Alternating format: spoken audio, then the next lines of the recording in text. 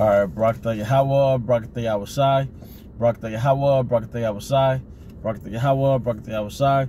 By Hashem Rakah Kudash, I want to give double honors to our apostles of Great Millstone, Ruel, and peace and blessings to the house of David the elect. I'm Zahar Spirit, we in Judah, our other GMS Mississippi camp.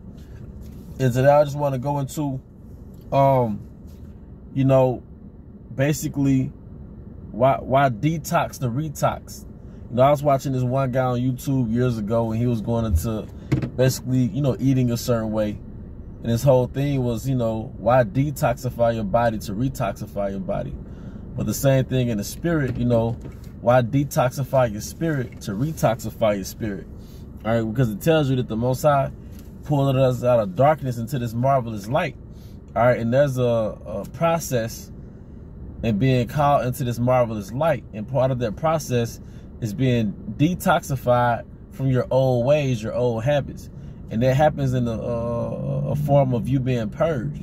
All right, and being purged manifests itself through being chastised in different circumstances in your day-to-day life. All right, and that chastisement, all right, it scourges you, it purges you of the old you, of that filth. All right. So, because it tells you in Psalms 90 that basically, you know, you're baptized in the word. Okay, you're baptized in water and fire, and the water is the word, and the fire is the cleansing agent in the form of affliction.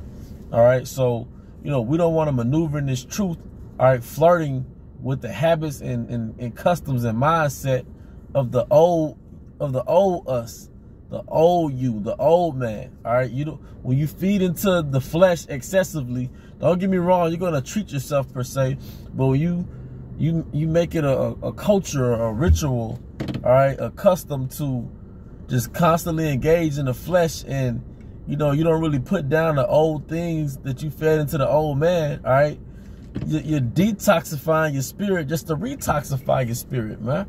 All right, so that's like you going on a 30-day cleanse, then right afterwards you go and eat, you know, some cheap burger or whatever, right? So, like, what was the whole point of detoxing? All right, so now your body has to put all this extra work in and detoxify that from your body in which you just got purified. All right, same thing in the spiritual sense. All right, there's levels to being a man of Yahweh Shema Shai, man.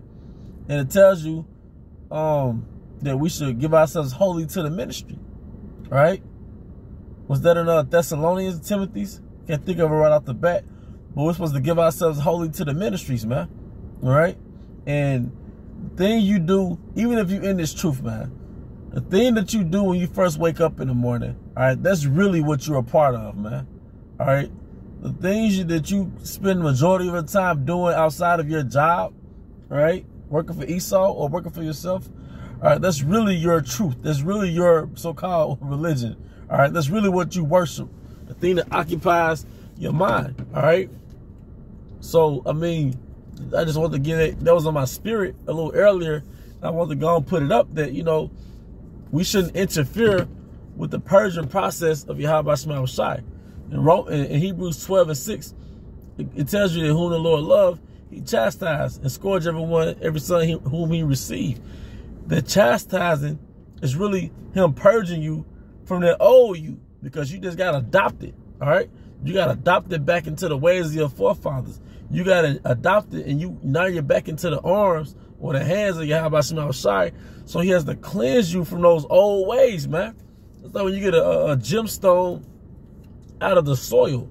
Those gemstones don't look like that when you get them out of the soil. They have to go through a cleansing process, man. So why would you slow down that purification process, all right, by constantly overindulging in the ways that was really for your flesh?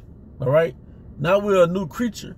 Whether embracing the customs of our forefathers, all right, it was really about pleasing the spirit and ultimately pleasing Yahweh Shema Shai.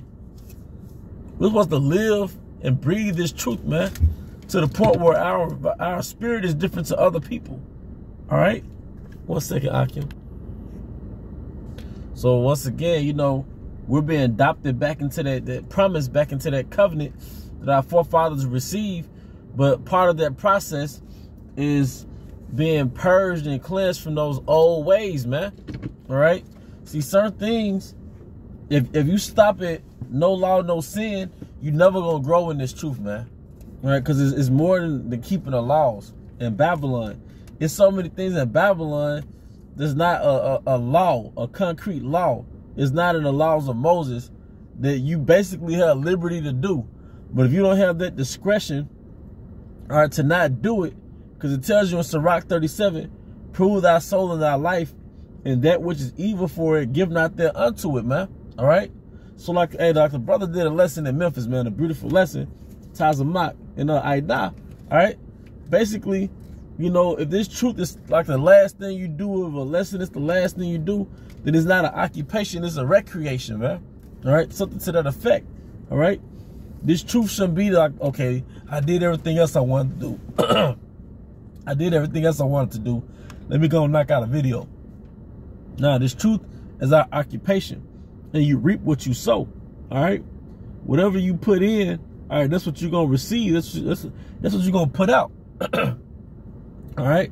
Whatever you put in, that's what you're going to put out, man. All right? And the point is, if you put in mediocrity, the Most High really going to get rid of you. Because what did Yahweh Shah say? All right? I'd rather you be hot or cold. But because you are lukewarm, I will spew thee out of my mouth.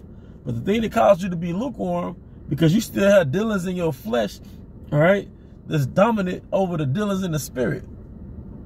Now, truth be told, we all have that. We all have things that we do that has nothing to do with the scriptures. And we all deviate. Sometimes we straight up fall. But you can't make that your everyday thing to be lukewarm. All right? That's like, wisdom is like a woman. If you hardly give that woman attention, all right, she gonna wither, all right? She gonna try to probably find somebody else, man, all right? Because it says what? Give their wife due benevolence, man. Render unto your wife due benevolence. So you gotta give the spirit due benevolence, man. You gotta give your spirit to the spirit of wisdom, man. And in return, she will strengthen you, man, all right? In the times to come, she will fortify you, man.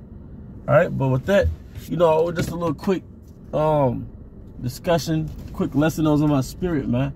I guess you could say a rant, if I may. But with that, I hope you brothers and sisters were edified. Once again, I want to give all honor and glory to Yahweh Shema Shah, by Shema Kakodash, double honor to our apostles, a great millstone, rule well. Peace and blessings to the house of David the elect. Till the next time, shalom.